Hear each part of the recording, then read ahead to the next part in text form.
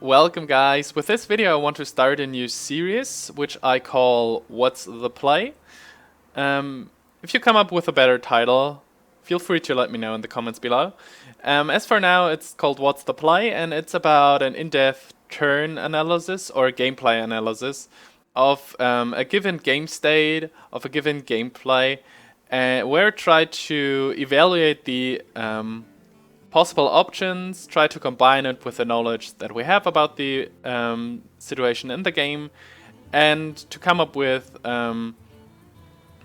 probably like optimal plays or options that we have for this and maybe future turns. So to get used to the format, we start with a more simple example, but we'll get a little bit more sophisticated over time, I can promise that.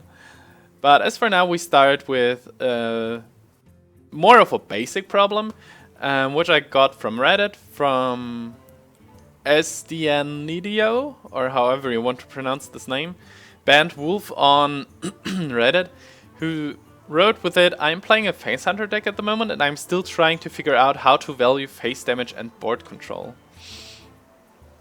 So, the game state pretty obvious.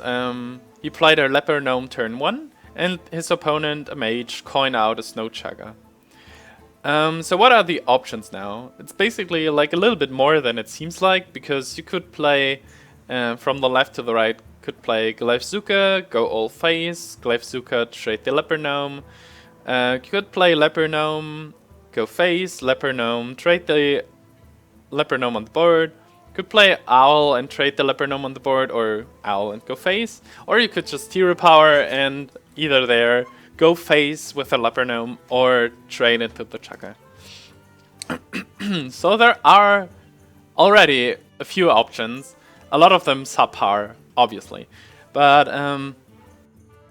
we probably don't want to play the second Leper Gnome from hand because it's off curve, and it's very likely that we need the Leper Gnome to smooth out the curve, maybe even in the next turn, but on the future turns.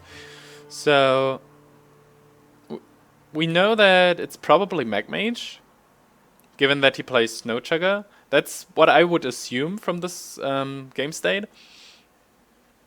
So we want early aggression and early board control to not get snowballed by some kind of power play of his, maybe like a Magwalper or something. And we don't want to get frozen by this Chugger if possible, because we run probably 4 weapons in our deck, and we already got 1 in our hand. So the play that comes into mind is playing the Glaivezooka, and to avoid being frozen, trade the Leper Gnome. This seems to be the optimal play for this particular turn. But what will follow after that? He gets the board initiative, so he can play a 2-mana minion the next turn. The good thing is that he coined out the Snowchugger, so if we trade 1 for 1, we already got some tempo. He gets the initiative of developing the next minion on the board.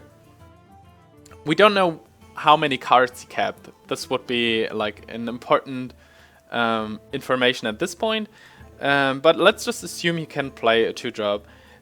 Given that we assume it's Mage, it will probably be something like Magwalper, second Chugger, or maybe an Annoytron. We couldn't kill any of these, but given that there are not this many good silence targets in Mage anyways, we could silence one of them, hit with the Glaivezooka, and play the Leper Gnome to make sure that we have something on the board that can deal with whatever he plays. Of course, something like Magwalper, Clockwork Gnome would put us under severe pressure, but the pressure doesn't get away by not trading with the Snowchugger or not dealing with it right away. So for the next turn we might just play then Owl Leper Gnome, maybe just Leper Gnome hero power, depending on how he develops his board, and of course of what we draw. Given the low curve of Face Hunter decks, it's very likely actually to get something that we could play next turn. Maybe even like a Wolf Rider to deal with a Mech Warper right away or something like that. But as for now, I would suggest to play the Glaivezooka and to trade the Leper Gnome into the Snowchugger. So the remaining question is, do we go face with the Glaivezooka? And this is actually an interesting question, especially because if he plays Mech Warper and we draw Eaglehorn Bow, for example, it might be right to get rid of the charge so that we don't have to like waste 2 charges of the Glaivezooka. But as things stand at the moment, it might get into trouble getting the board control. So on the long run, like in the first, in the next 2 or 3 turns. So I would suggest not to attack with the Glaivezooka, but it's a very close call here. So equipping the Glaivezooka and trading the Leper Gnome into the Snowchugger is pretty much given. But attacking the Mage's face with Glaivezooka or not is kind of a close call, and I would probably say no. Just keep it, because he might play something like Annoyatron, and then we can silence it with the Owl, kill the Annoyatron, and play the Leper Gnome with it, and have a 2/1 weapon, a 2/1 minions on the board, which will give us a good way to deal with, let's say, a spider tank the turn afterwards. But of course, everything might go wrong, and he might play a Mech Warper, and we draw an Eaglehorn Bow and want to deal with a Mech Warper right away.